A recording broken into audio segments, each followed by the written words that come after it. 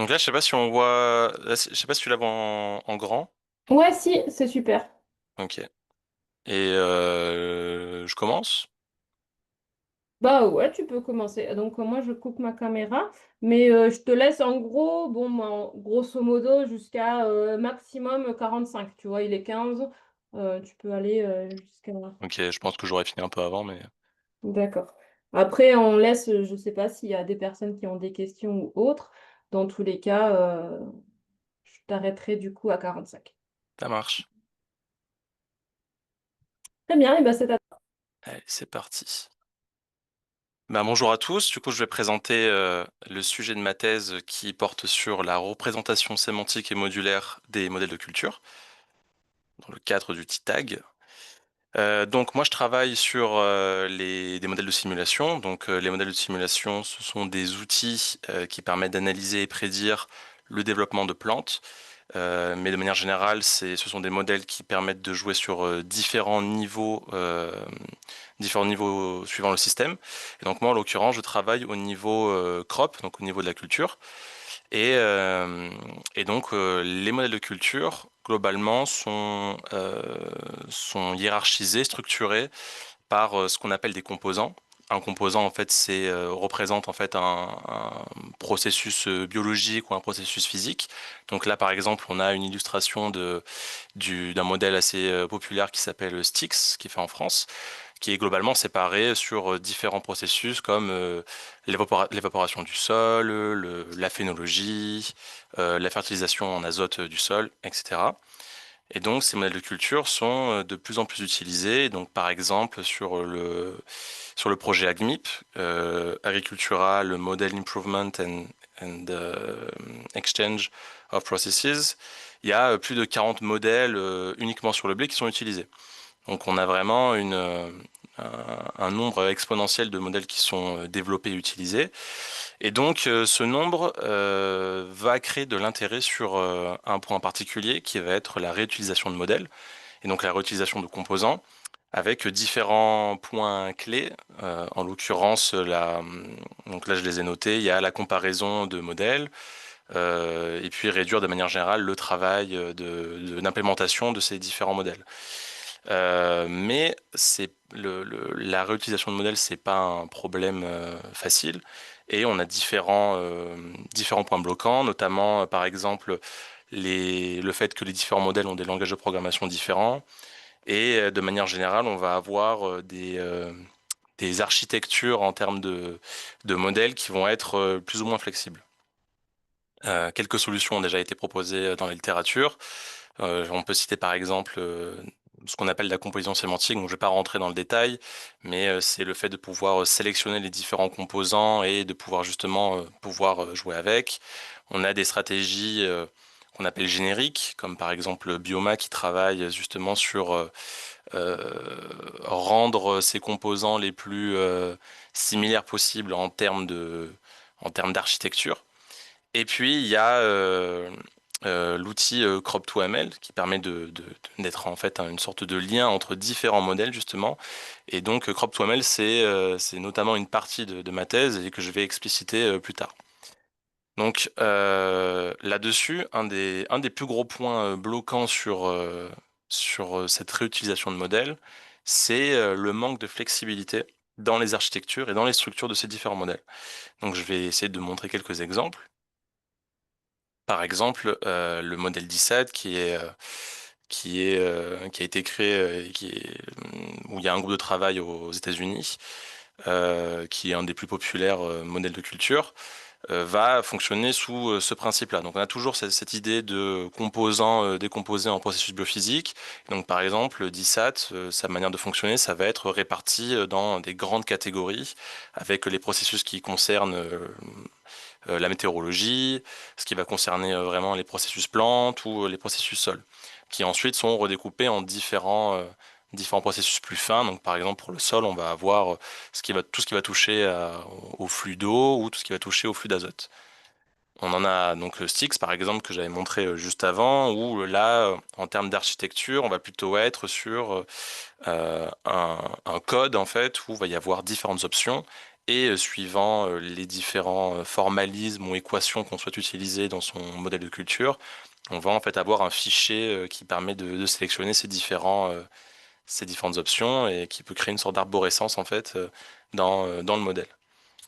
Et un dernier exemple pour AppSim, qui est pareil, un des modèles de culture les plus utilisés, développé en Australie et en Nouvelle-Zélande, qui va en fait utiliser ce qu'ils appellent un PMF, qui est une sorte de framework. Donc, sans rentrer trop dans le détail, ça ressemble un petit peu à une manière d'avoir une sorte de pattern ou de template qui permet de réutiliser plus facilement en fait des composants. Mais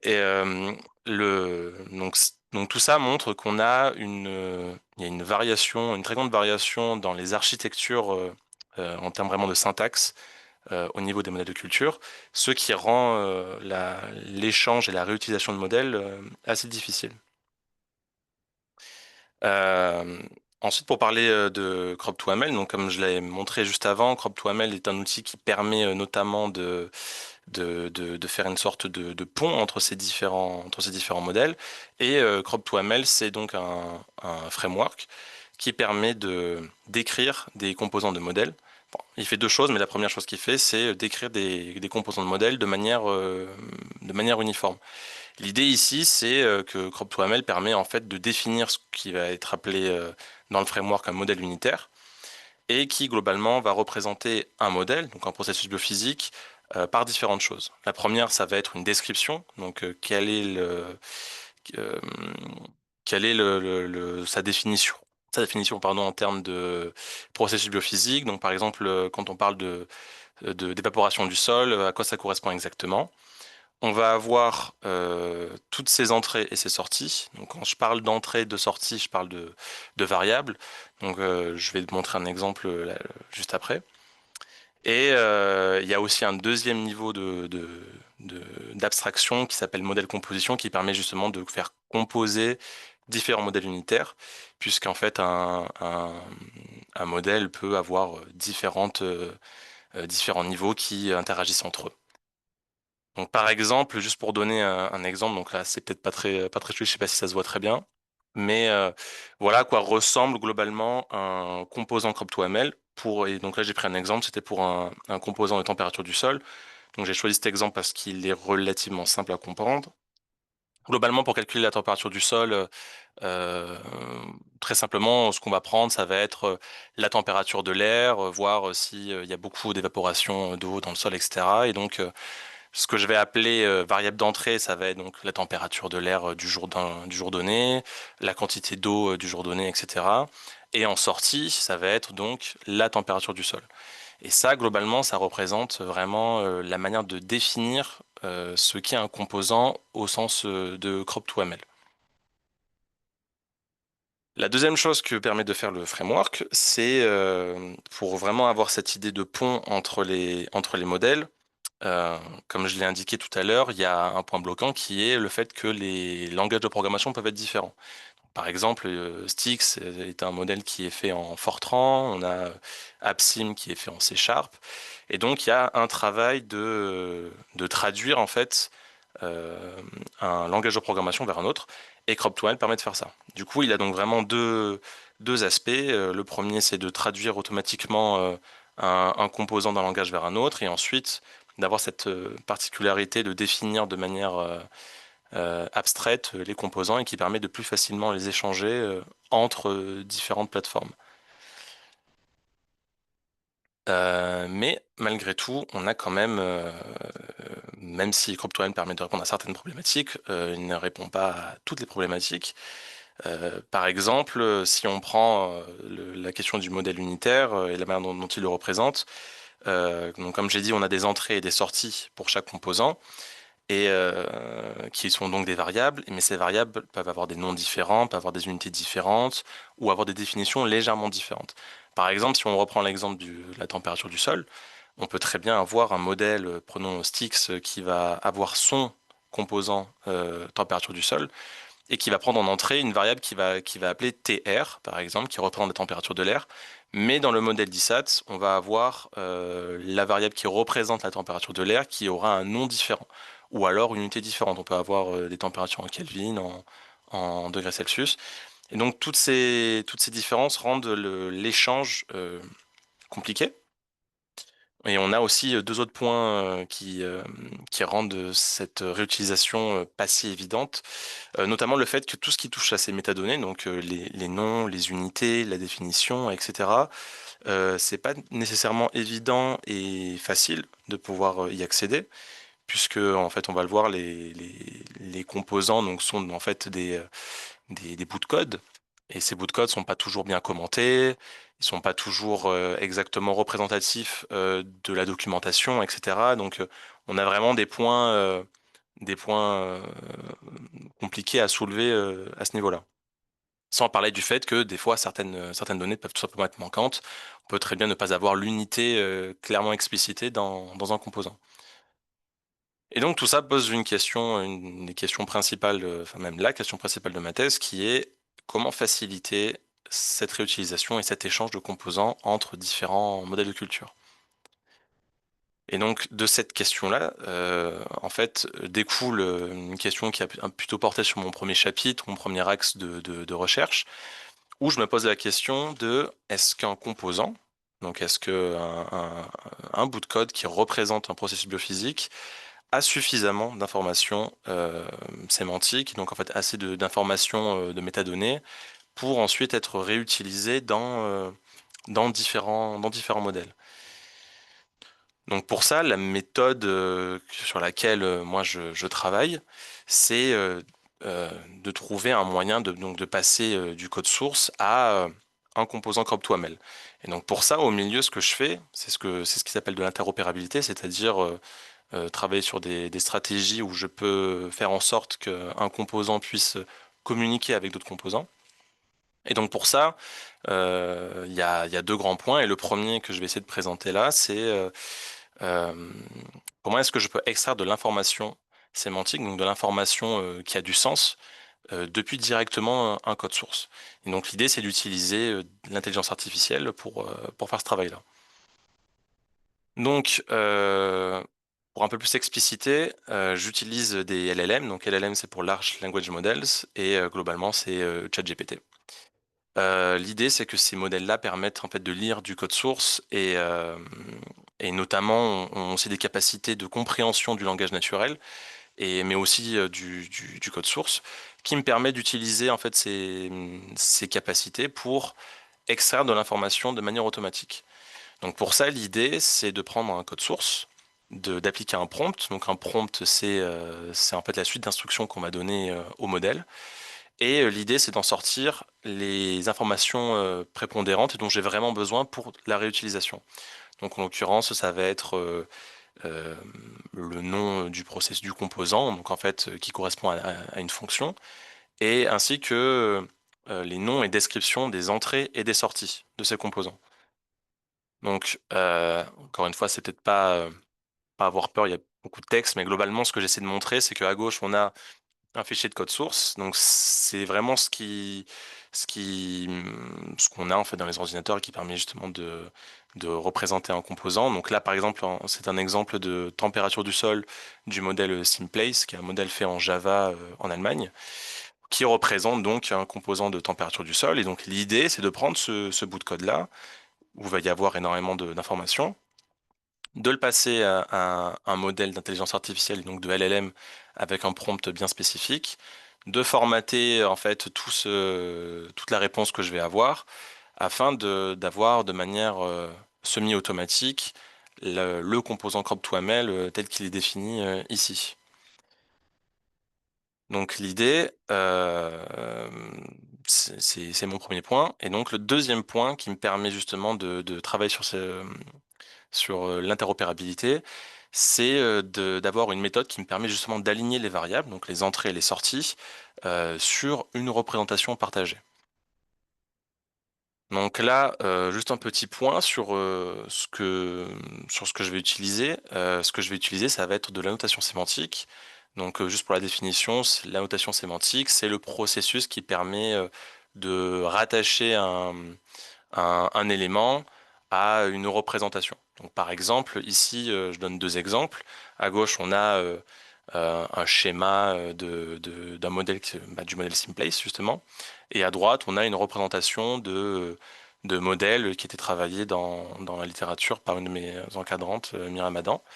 Et donc, par exemple, on voit qu'on a des choses relativement similaires. Et si j'en prends deux au hasard, par exemple, donc Lintel Biomass d'un côté et Dry Matter Production de l'autre, euh, ces composants-là ont des noms différents, mais en réalité se rattachent à un même processus qui est la production de biomasse. Et donc, le fait d'avoir de la notation sémantique, ça permettrait justement de rattacher, d'annoter le composant Lintel Biomass à biomasse production et le composant Dry Matter Production à biomasse production. Et donc d'avoir une égalité dans deux représentations différentes. Et donc ce travail-là d'annotation sémantique, c'est un outil qui me permet de justement faire matcher les variables de différents modèles entre elles. Et donc pour ça, je vais utiliser AgroPortal. Donc AgroPortal, c'est un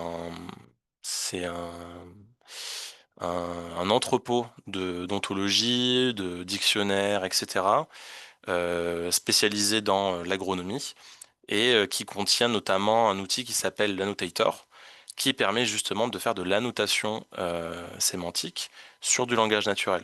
C'est-à-dire que je lui donne du langage naturel, par exemple une description, et lui va me le rattacher à un concept d'une ontologie. Donc l'idée c'est d'utiliser du coup cet annotator pour justement faire ce travail d'annotation sémantique sur les variables. Donc là par exemple l'idée ce serait de prendre les descriptions et de pouvoir les annoter sur une même représentation. Euh, non, ça on la passe. Donc l'idée c'est donc vraiment d'avoir ces deux méthodes-là qui vont communiquer entre elles pour arriver à ma partie résultat. Donc, justement, en parlant de ma partie résultat, donc j'ai déjà commencé à travailler sur ce prompt et sur le modèle que j'utilise. Donc, en l'occurrence, j'utilise le modèle d'OpenAI qui s'appelle GPT-4o Mini, qui est un des modèles du coup qui peut être utilisé dans ChatGPT. Et l'idée, c'est que du coup, j'ai construit mon prompt en utilisant des stratégies de prompt engineering qui permettent justement de créer correctement un prompt et d'essayer d'avoir les résultats les plus pertinents possibles. Donc là, en l'occurrence, le prompt que j'ai designé est globalement séparé en trois parties. La première, c'est de récupérer la fonction majeure d'un composant, et donc la fonction qui représente vraiment le processus biophysique, puisque dans un bout de code, on peut avoir énormément de choses, hein. On peut avoir des commentaires, on peut avoir des métadonnées qui correspondent pas nécessairement au processus biologique ou physique. Donc ça, c'est la première partie. La deuxième, c'est de lister les métadonnées dont a besoin Crop2ML. Donc, je les ai pas toutes listées là, mais euh, quand je montrais par exemple à quoi ressemble un composant Crop2ML, eh bien, on va avoir les noms des entrées, les noms des sorties, les unités, etc. Donc ça, c'est l'idée de deuxième partie de mon prompt qui est de lister toutes ces métadonnées-là. Et la troisième, c'est de pouvoir récupérer tout ça sous un format partagé. Et donc, en l'occurrence, c'est un format JSON qui me permet ensuite de travailler avec. Donc là, par exemple, c'est un exemple sur... donc si je reprends euh, un- le composant de température du sol de Simplace, donc à gauche, c'est vraiment le code source et le composant donc que je passe à la moulinette de mon prompt. L'idée donc, c'est que après extraction de tout ce fichier-là, j'arrive à en sortir à droite la fonction principale avec son nom, une description de cette fonction-là, la liste de toutes les entrées et sorties avec notamment la liste des métadonnées qui sont importantes pour Crop2ML, comme le type de données, est-ce que cette variable a une valeur par défaut, est-ce qu'elle a une unité et qu'on arrive à retrouver. Donc tout ça est fait de manière automatique et du coup là-dessus j'ai aussi là sur ce schéma-là rajouté la partie annotator. Donc ça c'est aussi une partie, donc la partie que j'ai présentée juste avant qui me permet justement d'annoter ces différentes variables. Donc là par exemple ce que j'ai fait c'est que j'ai annoté directement les, euh, les différentes variables en utilisant une ontologie. Donc en l'occurrence c'était l'ontologie AgroVoc qui est en fait une ontologie qui regroupe différents concepts dans le domaine de l'agronomie. Donc toute cette partie-là en fait, elle est sous format d'un script qui est disponible de manière publique sur GitHub.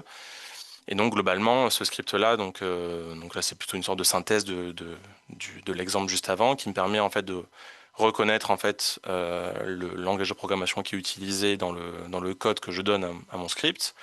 Il y a une partie qui s'appelle tokenisation. Donc ça c'est un peu plus en gros, c'est juste la partie qui permet de transformer un texte en un format qui est compris par un modèle. En l'occurrence, un modèle LLM ne comprend que des tokens.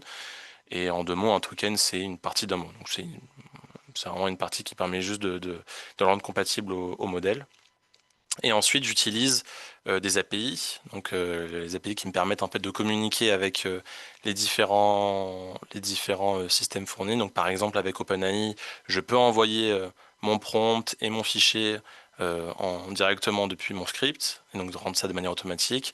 Et je peux faire la même chose avec AgroPortal, donc envoyer directement les descriptions de mes variables, etc. Et l'idée, c'est d'avoir ces échanges-là avec OpenAI et AgroPortal et de récupérer les réponses pour les formater sous format JSON. Et donc, ressembler à quelque chose qui ressemble à ce qui est à droite, donc avec vraiment un format qui est très respecté. Donc là, actuellement, cette partie-là, donc, c'est les résultats que j'ai actuellement. Et pour, euh, pour la partie conclusion, donc, on peut dire déjà que les LLM et de manière générale les annotations sémantiques sont deux outils qui me permettent justement d'automatiser et d'aligner des variables, mais aussi des composants sur des représentations partagées. Donc là, en l'occurrence, des ontologies ou des dictionnaires. Mais que cette partie-là ne permet pas non plus de remplacer toute la partie connaissance expert sur la partie de réutilisation, puisque sans aller trop loin, au-delà d'avoir le composant CropToML, il y a la partie intégration, etc., dont je vais pas parler maintenant. Euh, et en termes de travaux qui restent à faire, là, on l'a vu, l'idée c'était de partir d'un- d'un fichier de code source et d'arriver au composant CropToML. Donc j'en suis pas encore là. L'idée c'est que maintenant j'arrive à annoter et à ressortir des informations importantes. Maintenant il reste la partie formatage, donc vraiment collé au format exact de CropToML qui me reste encore à terminer. Et notamment évidemment pouvoir écrire un papier sur ces méthodes-là qui va encore rester à faire. Notamment dans le papier, une chose qui serait très importante, ce serait la validation. Donc vérifier si les réponses données par le LLM et les réponses données par la notation sémantique sont des informations pertinentes et précises. Donc pour ça, il y aura un travail de comparaison entre ce qu'un humain peut faire et de ce que ma méthode automatique peut faire. Donc ça va passer par la comparaison d'annotation manuelle et automatique. Et l'idée, ce serait euh, d'utiliser un use case, donc d'appliquer ces méthodes-là sur des vrais composants. Donc notamment, je travaille avec AMEI, donc Agricultural Model Exchange Initiative, qui est un groupe de modélisateurs dont fait partie Simplace, hein, donc, que j'ai utilisé là dans mes exemples. Et l'idée, c'est que du coup, je travaille avec eux et ça me permet de faciliter la récupération de composants, etc. Notamment le fait que la partie transformation en CropToML a déjà été faite de manière manuelle et donc par les experts de ces modèles-là. Et donc c'est un cadre parfait pour comparer ma méthode avec ce que eux ont pu faire. Et enfin, juste un dernier petit point sur les perspectives de ma thèse, c'est que les méthodes que je présente, donc là, je les applique à CropToML, mais en réalité, c'est des méthodes qui peuvent être utilisées pour d'autres représentations. J'ai pas explicité les composants Bioma, par exemple, mais ça pourrait être un exemple. En soi, tout ce qu'il y a à faire, c'est modifier le prompt et sortir les informations et les métadonnées dont on a besoin pour coller à la représentation visée. Et un dernier point qui serait vraiment très important, ce serait d'avoir une représentation partagée des variables. Donc là, en l'occurrence, ce que je disais, c'est que j'ai appliqué ça sur l'ontologie agrovoc, qui est une ontologie qui concerne vraiment des concepts agronomiques, mais qui n'est pas spécialement euh, conçue pour des niveaux de variables de composants. Et donc ça, ce serait une grande avancée et ça aiderait énormément sur l'interopérabilité. Et donc le schéma qui est en bas, en fait, c'est juste encore une perspective sur d'autres aspects à travailler, notamment passer de la partie OK, je suis capable d'aligner des variables à je l'applique de manière concrète et j'arrive à générer du code qui me permet justement de vraiment aligner automatiquement, etc. avec en finalité la partie intégration dont je parle pas là dans les différents modèles, notamment ceux de d'AMEI par exemple. Ben, merci beaucoup d'avoir écouté. Je sais pas si vous avez des questions. Merci beaucoup, Taki. Alors, on a eu pas mal de monde qui s'est connecté. Alors, je ne sais pas s'il y a des personnes qui ont des questions. Si on a des questions, n'hésitez pas soit à les poser dans le chat, soit directement ouvrir votre micro et les poser directement. À savoir aussi que, ben, voilà, n'hésitez pas à prendre la parole. Juste, je précise que bah, malheureusement, on a Roman qui a dû annuler. Donc aujourd'hui, c'est un petit tag un peu particulier avec Teki qui sera donc notre tête d'affiche exclusive.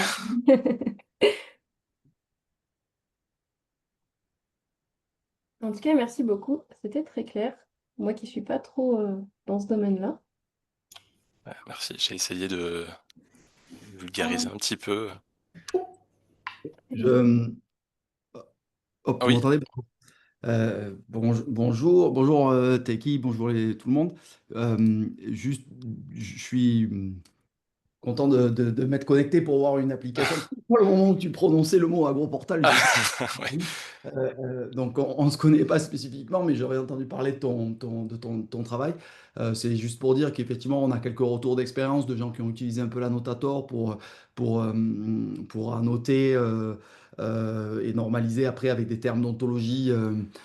Dans des workflows d'enrichissement sémantique similaires à ceux que tu as présenté un peu. Donc, n'hésite pas à nous solliciter ou à nous questionner un peu là-dessus. Ouais. Typiquement, c'est quelque chose qui aujourd'hui prend du sens quand on sait avec quoi on veut normaliser, quand on sait que notre texte est à peu près aussi, par exemple, approprié pour être normalisé, par exemple avec Ouais, Artwork ou complètement, oui. autre et qu'il y a aussi comment dire, des choses qui marchent, des choses qui marchent un peu moins bien. Typiquement, le notateur est connu pour être plutôt bien en précision et pas très bien en rappel. Et c'est des choses sur lesquelles on peut t'aider ou au moins te donner quelques retours d'expérience si un jour ça t'intéresse. Mais Ouais, carrément, ouais. plugger ça dans des workflows dans lesquels on utilise des LLM à côté, c'est assez, ça a commencé à être fait. On n'est pas les premiers, en part avec le NCBio Annotator que tu as cité, qui Ouais. est sur le portail de Biologie Santé. Là. Et, euh, est-ce que, du coup, j'ai loupé le tout début. Est-ce que tu as des cibles un peu particulières en termes de sémantique, en termes de ressources sémantiques? Donc, quand je suis arrivé, tu mentionnais AgroVoc et le fait que tu pouvais normaliser avec ça, mais est-ce Ouais. que pour le trait des plantes, des choses comme ça, tu as des ontologies plus spécifiques qui t'intéressent, dans lesquelles tu regardes ou pas?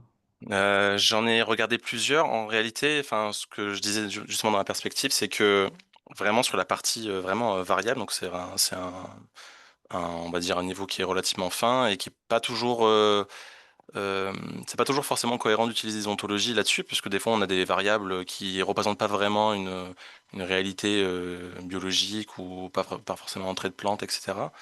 Et donc pour ça, c'est vrai il y a un petit manque. Je sais que par exemple, on utilise pas mal dans les modèles le format ICASA, par exemple, pour essayer de formaliser les données d'entrée, etc. Donc ça pourrait être ça pourrait être une piste. Maintenant, sur les ontologies et les dictionnaires qu'il y a actuellement dans l'AgroPortal, j'ai fait différents tests, notamment j'ai vu qu'il y avait le Thesaurus in Rae, etc., que j'ai essayé d'utiliser. Mais étant donné que je suis pas encore dans la partie validation, et donc vérifier que les notations que je peux faire avec des descriptions générées par le LLM sont précises, Je suis pas encore sur la partie choix de la ressource sémantique à utiliser. Et en l'occurrence, là, l'idée, en tout cas dans ce premier acte, surtout, c'était pas nécessairement, c'était plutôt de présenter une méthode, la méthode pour le faire, et ensuite d'avoir une représentation partagée. Donc là, si on reste vraiment sur la partie échange de modèles, l'avantage d'être avec un groupe justement de différents modélisateurs, c'est potentiellement d'avoir une ressource partagée pour l'instant entre guillemets en interne, qui nous permet justement d'avoir des variables similaires. Mais sinon, celle à laquelle je pensais, c'était un dictionnaire type Icasa qui permet de représenter vraiment des variables de modèles. D'accord, d'accord, d'accord. Et tu suis côté, en fait, tu as entendu parler de Lucry chez nous et chez Tchoumélé qui est en stage et qui doit travailler normalement en partie sur Icasa aussi. Pierre était dans la boucle. Ok, non, ça, je j'ai pas. J'ai entendu parler du fait qu'il devait travailler normalement sur Icasa, mais peut-être plus que ça. Quelqu'un chez nous, on pourrait. C'est Catherine Rousset c'est dans le cadre d'un stage digital d'ailleurs aussi. Ok. Une approche qui aurait tendance enfin, pas tendance, qui aurait objectif de standardiser un peu plus la façon dont on accède aux variables ICASA, entre autres d'un point de vue web sémantique, de façon à Ouais. l'utiliser comme une autre ressource sémantique. Et tu me D'accord. disais que le nom du stagiaire, c'est? Il s'appelle Lucry, comme Lucie, mais avec un R au milieu, Tchoumélé. Et il est chez nous ces temps-ci en stage, et je crois que d'après Catherine, qu'il devait travailler un peu là-dessus, mais pas que ça peut-être. Mais en tout cas, je sais qu'il y a eu un échange entre le LEPS et Mistea sur les questions de formalisation d'ICASA. Ok. Ok. Et peut-être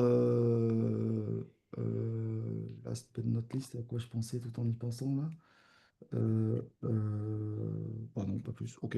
Ok, ok, pas de problème Ah, pour. merci. Et je vois qu'il y a Patrick qui lève la main. Ouais, vous m'entendez bien? Oui. Alors moi, je suis pas du tout un expert du domaine, donc mes questions vont être un peu naïves, mais en fait, je m'étais posé la question en écoutant ton introduction, parce que en termes de couplage de composants ou couplage de modèles, etc., je sens qu'il y a quand même pas mal de travaux en informatique qui sont faits ou en modélisation en général. Donc en gros, alors même si c'est vraiment toi, c'est le contexte de gérer de ça, mais qu'est-ce qui est spécifique dans les approches que vous utilisez par rapport à ce qui se fait en général dans le couplage de composants ou de modèles? C'est parce que vous avez une connaissance sur les modèles a priori, c'est ça? Ou... Est-ce qu'on Je- pourrait réutiliser en gros le même type d'approche que tu fais en lisant une autre ontologie, par exemple? Alors sur la partie annotation sémantique complètement. Donc là, en l'occurrence, AgroPortal est particulièrement adapté parce que c'est vraiment permet justement d'avoir des ressources sémantiques liées au domaine. Sur la partie échange de composants et notamment utiliser le LLM, etc., je pense que pareil, c'est des méthodes qui peuvent complètement être utilisées dans d'autres domaines. Et la grosse différence, là en l'occurrence, c'est l'utilisation de crop2ml. En fait, un des points particuliers, mais je pense que c'est pas nécessairement inhérent au domaine des modèles de culture, c'est que on a vraiment des gros points sur les architectures en fait. C'est vraiment le point qui rend le, les échanges de composants compliqués. Notamment, là, je pense que l'une des méthodes qui est utilisée en échange de composants et que moi j'ai en stratégie dans ma thèse, c'est l'utilisation de wrappers et donc d'adaptateurs en fait qui me permet justement d'essayer d'adapter un composant à un contexte, donc en l'occurrence à un modèle de culture, à son architecture, etc.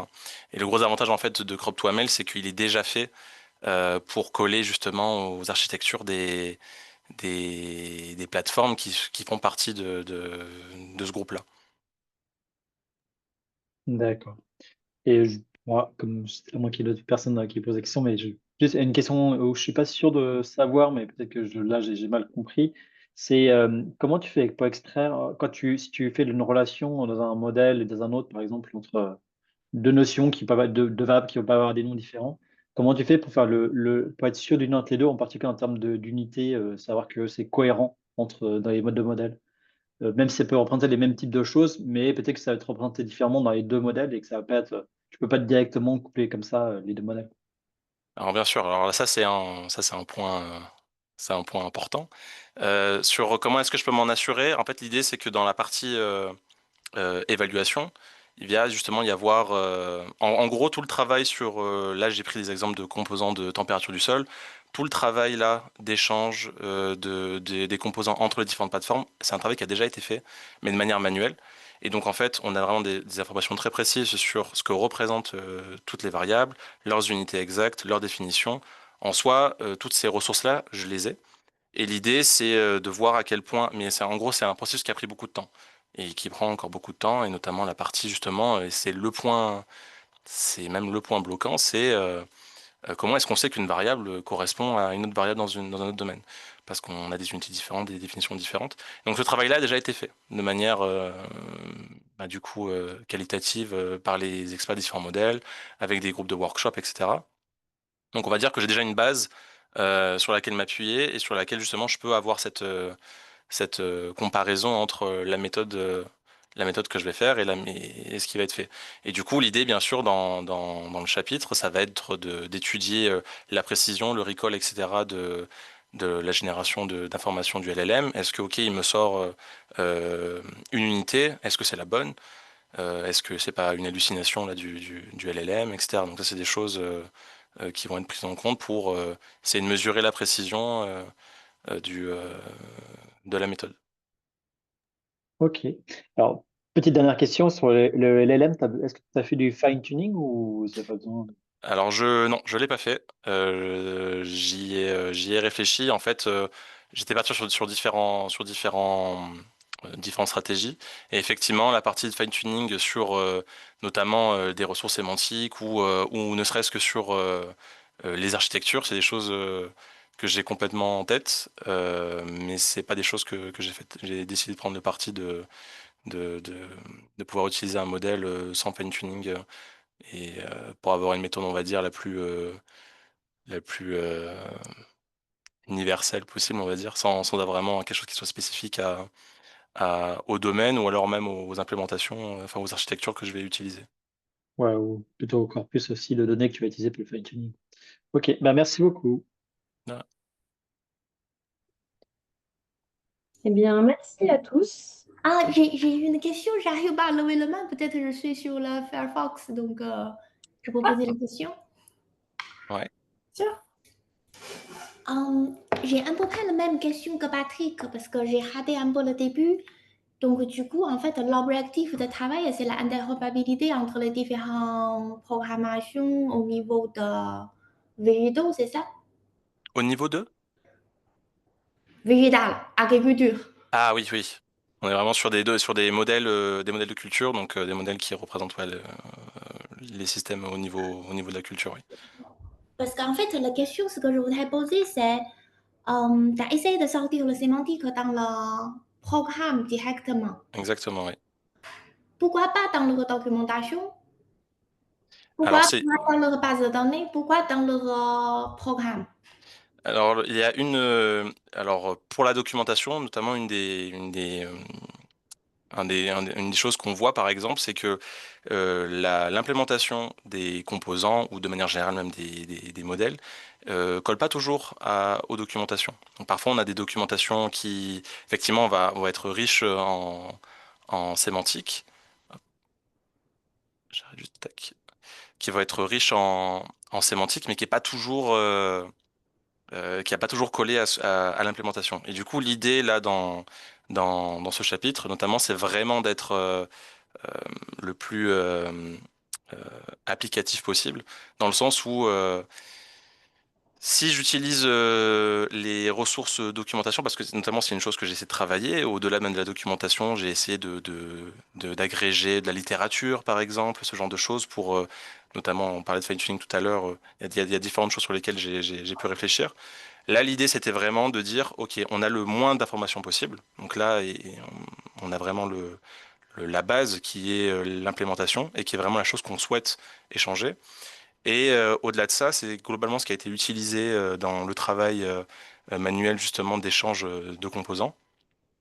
Et, euh, et donc c'est une des raisons pour laquelle j'ai pas utilisé de documentation. Mais effectivement, c'est des choses que j'ai en tête et je pense qu'il y a des stratégies à voir où on peut utiliser les deux de la documentation et l'implémentation des composants. Et tout à l'heure, tu as dit que peut-être quand on a une variable correspondant à une autre variable, peut-être l'unité, c'est pas correspondant. Vous avez essayé de regarder dans la base de données aussi ou c'est juste vraiment code source pur pur? C'est vraiment le code source pur parce que en termes de base de données, en fait, on n'a pas tous les modèles n'ont pas nécessairement une structure. Déjà, tous les modèles n'ont pas une structure de données définie. Il y en a certains que j'ai pas présenté, mais où ça va être, ça va plutôt ressembler en fait à un gros bout de code avec différentes variables, mais on n'a pas de stratégie, on n'a pas de système de données qui me permet justement d'extraire ça et de pouvoir les utiliser. Et donc c'est notamment pour ça que j'utilise pas des systèmes sur les bases de données, etc. Parce que c'est pas toujours le cas dans les modèles. D'accord. Et donc, du coup, en fait, une range, tu as fait un système de RAG. Un système de? R-A-G. Ah oui, en quelque sorte, ouais. D'accord. Et vous avez testé avec le GPT-4o mini, vous n'avez pas essayé de tester avec les autres modèles avec un peu plus de contexte? Alors, il y a énormément de choses qui sortent dans les LLM. Là, par exemple, il y a GPT-4 qui est sorti il y a peu de temps. Donc, ça a été un choix défini il y a quelques temps, sur lequel je m'étais arrêté pour pour différentes raisons, notamment raisons de coût, de prix, de rapidité de processing. Mais effectivement, je suis pas complètement fermé sur l'idée d'utiliser d'autres modèles, et notamment pas que les modèles OpenAI, hein. Il y a des modèles de Claude, par exemple, etc. Donc voilà, j'ai fait différents tests et on va dire que euh, dans les benchmarks, etc., au moment où j'avais commencé à travailler dessus, GPT-4 Mini remplissait le plus les critères que j'avais. Est-ce que vous pensez que votre prompt, si on changeait une modèle à l'autre, il est toujours pertinent ou il faut faire beaucoup de modifications? Sur les modèles OpenAI, non. En soi, il n'y a pas énormément de modifications à faire puisque j'ai pu le tester sur différents modèles, etc. Et c'est pour ça que je dis que j'allais peut-être changer puisqu'effectivement, j'en ai testé un GPT-4 là, dont je parlais juste avant, qui est vachement efficace. Mais effectivement, je me suis pas posé la question de la différence du prompt entre des modèles différents, type, je sais pas, effectivement, OpenAI, Claude ou etc. Donc, je saurais pas dire sur cette partie-là. D'accord. Oui, parce que GPT-4o mini, c'est un modèle fast thinking. Donc, du coup, je voudrais savoir au niveau de performance, si vous avez testé avec les autres, est-ce que c'est dégradé, ça a augmenté ou... J'ai pas fait d'études de différence entre les modèles. Ok, ça marche. Merci beaucoup. Super Merci. présentation. Merci.